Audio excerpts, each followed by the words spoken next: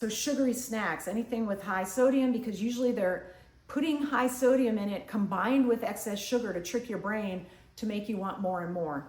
Gluten, that's variable. A lot of people can handle gluten. Very few people are truly gluten sensitive, okay?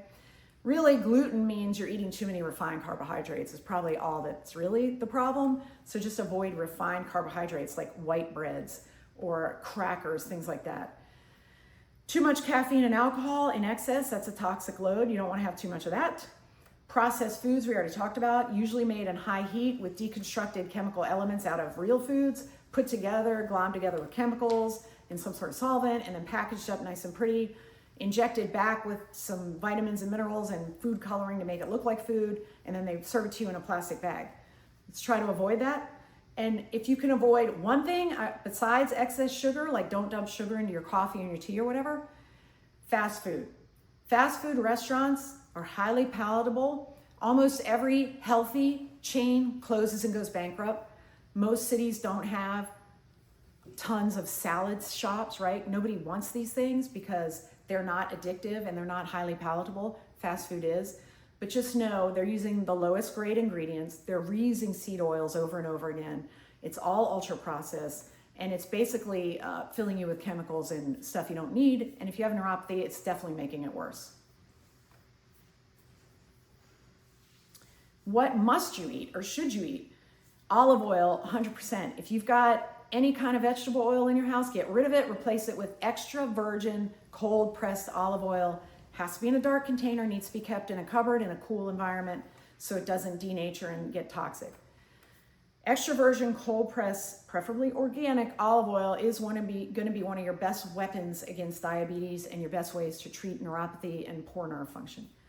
Avocado oil has a little bit of a higher smoke point, so some people like it better for sauteing and cooking, but you can saute in olive oil, you can fry in olive oil, it's fine.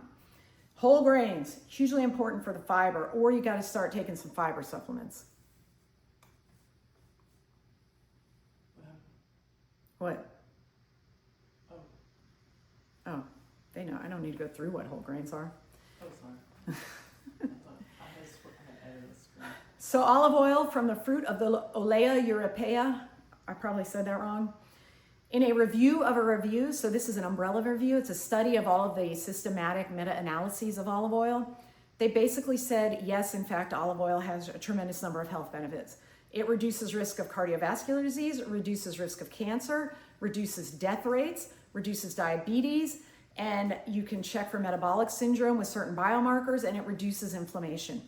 So olive oil, if you're worried about any of these, heart problems, cancer, dying, diabetes, you need to eat more olive oil. More importantly, you need to replace crappy oil with olive oil. Has monounsaturated fats, so it's sort of a different form of energy for your body that your body likes better and is anti-inflammatory in and of itself. And really good olive oils, the cold pressed virgin organic ones, are gonna have really high polyphenol counts, which is a plant antioxidant. So I can't say enough about olive oil.